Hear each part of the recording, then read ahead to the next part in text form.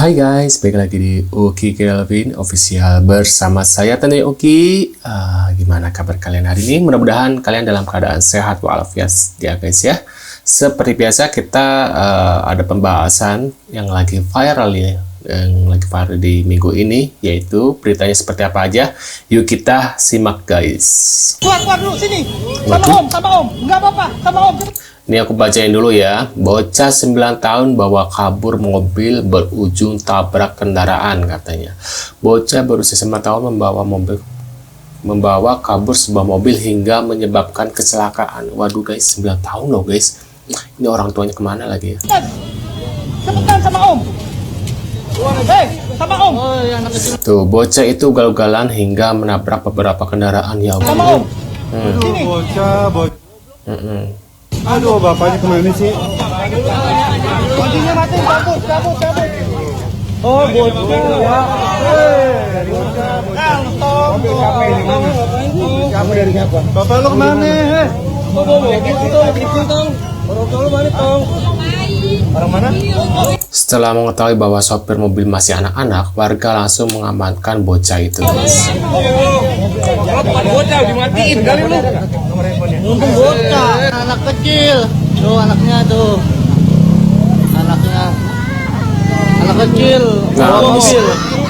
Anak kecil bawa mobil. Oh. Anak kecil bawa mobil. Di depan McD Kemang.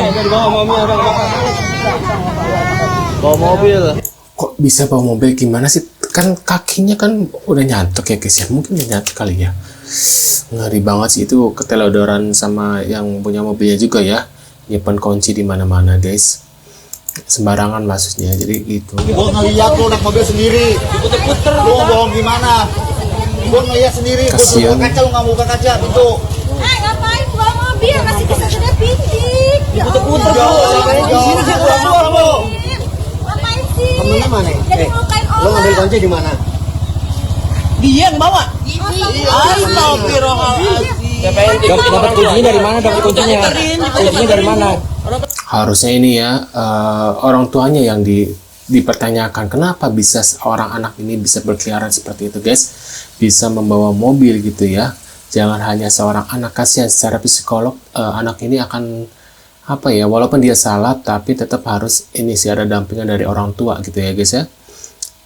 Kalau gini dia jadi trauma nantinya guys, kasihan. Puter-puterin saya. Diputer-puterin. Kasih tahu dong. Tolong kan pintu. Kamu kan laporin Ini orang tuanya kemana sih? Iya. Telepon aja langsung mari. Rumah lu kan kasih ya mukanya. Lalu di mana? Enggak mau ngasih tahu rumahnya di mana. Dia panik kayaknya, shock. Tuh pasti gini kayak shock kayaknya dia guys, shock banget. Gimana enaknya Bu RT? Enaknya gimana Bu RT? Kenapa dia? Siapa yang kena? Soalnya gua pernah tahu dia. Jojongnya. Balapan. Si jojongnya. Iya. Iya. Ayo rumah udah kita kagak ya. Bang. Mana gemblong? Saya berhentiin kan. Mana gemblong? Namanya siapa? Namanya siapa dek? Nama kamu siapa? Namanya siapa? Namanya siapa? Cipto. Ripto. Jeromi bukan? Puter-puter. Dia agak asing kepalanya. Iya, Kamu kemana? Dia rumahnya di mana? Puter. Kesempatan kejauh. Kenapa di tangannya di ke belakang, kasihan.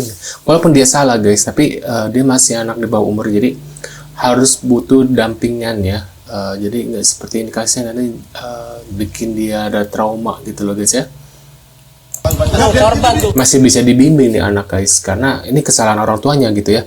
Ini kenapa gini juga karena mungkin katanya dibawa keliling ya. Keliling adalah si anak ini nggak mengaku gitu rumahnya di mana, makanya warga kesal, di mana lo rumahnya gitu loh guys ya. Mungkin seperti itu ya kejadiannya. Aku nggak tahu ya, ini karena ini videonya potong-potong ya, jadi ada Di sini biarin anaknya kan kopinya sana nih. Nah, ada kenal kayak gitu aja. Saya juga masak. Iya, tahan di sini aja, tahan di sini dulu. Ya ini kan urusannya nanti sama orang bang, jangan sama Iya, urusannya sama yang Nah, ini ada sebuah kasus guys, tapi sebelumnya gimana nih pendapat kalian ya tentang video yang barusan yang anak kecil membawa mobil nih. Yang salah adalah orang tuanya sih dan pengendara mobilnya itu ya, kenapa bisa menyimpan mobil, kunci mobil, maksudnya menyimpan kunci mobil itu sembarangan guys, nggak ini ya, menyimpan dengan baik. Gimana menurut kalian? Tulis di kolom komentar. Nah, ini ada sebuah video lagi guys, kita lihat yang lagi viral lagi. Waduh.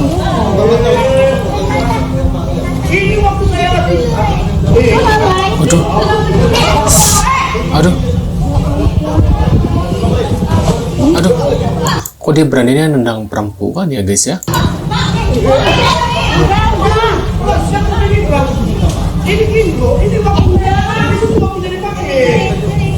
Ini apa sih masalahnya? Aku nggak tahu. Aduh. Udah.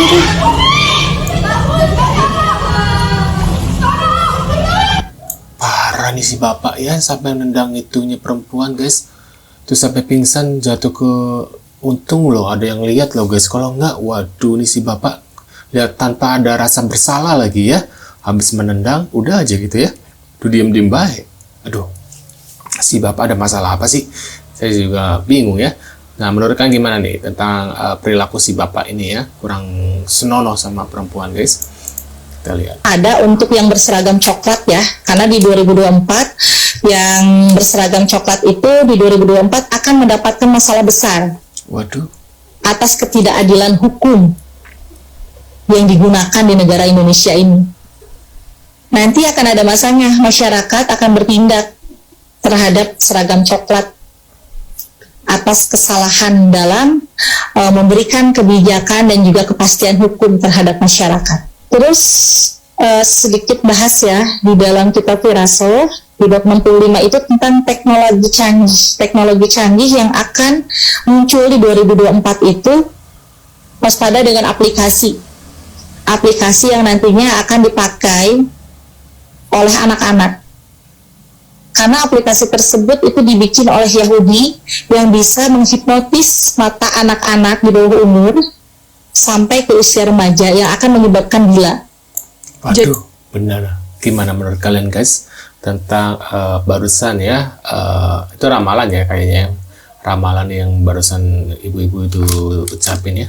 Menurut kalian gimana nih? Ini ada sebuah video lagi guys, berita apa lagi nih? Jadi selama ini mereka sholat di musola yang di bawahnya itu ada mayat keluarga mereka sendiri. Oke, mari kita bahas tentang nasib tragis Surono. Surono dan Busani adalah sepasang suami istri. Mereka adalah warga Jember. Pasangan ini punya anak namanya Fatim sama Bahar. Fatim ini kerja jadi TKW di Malaysia. Kalau Bahar dia sudah menikah, tapi Bahar ini kayak masih suka minta uang sama orang tuanya gitu. Nah, suatu hari di tahun 2019, Surono ini panen kopi. Kabarnya dari panen itu, Surono menghasilkan 100 juta rupiah. Berawal dari sinilah Bahar ini kesal karena dia nggak dibagi hasil panennya itu sama bapaknya. Waktu Bahar cerita sama ibunya yaitu Busani ini cerita juga kalau dia juga merasa dia nggak ikut menikmati hasil panen itu gitu. Busani curiga suaminya itu ada perempuan lain dan penghasilannya lari ke sana. Mendengar itu, Bahar tiba-tiba ngajakin ibunya buat membunuh bapaknya, Surono. Gilanya, ibunya ini setuju-setuju aja dengan usulan jahat anaknya itu. Sampai akhirnya di bulan Maret 2019,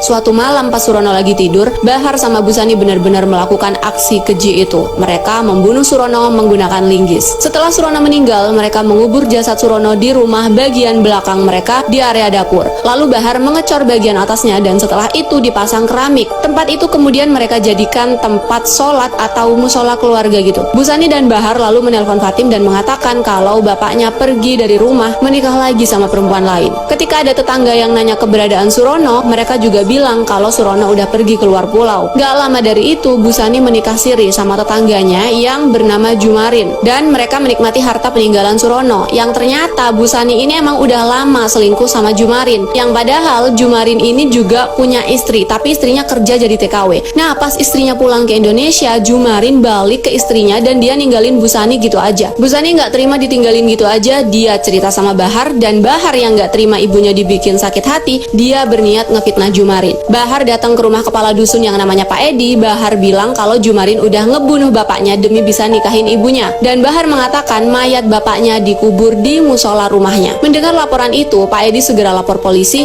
dan polisi segera bergerak membongkar musola rumah Busani. Ternyata benar polisi menemukan mayat Surono di bawah musola itu. Dan apakah polisi langsung percaya bahwa pelakunya adalah Jumarin? Tidak semudah itu. Polisi menginterogasi beberapa pihak dan kalau memang Jumarin pelakunya, yang dipertanyakan adalah kenapa dikuburnya di rumah Busani. Berarti harusnya Busani tahu dong suaminya dibunuh. Setelah dicecar oleh polisi, Busani malah bilang bukan dia pelakunya tapi Bahar, anaknya. Yang akhirnya Busani sama Bahar ini berujung saling tunjuk dan terungkaplah semuanya bahwa Jumarin emang nggak tahu apa-apa soal kematian Surono karena pelakunya emang ya dua orang itu, Busani sama Bahar, istri dan anak Surono sendiri. Akhirnya Busani divonis hukuman penjara selama 10 tahun dan Bahar 20 tahun penjara. Waduh, menurut pendapat kalian gimana melihat video terakhir ini tentang pembunuhan waduh Pak Surono? Aduh, serem banget guys. Menurut kalian gimana? Tulis kolom komentar. Terima kasih sudah hadir dan jangan lupa bantu subscribe dan sampai jumpa di video selanjutnya guys. See you.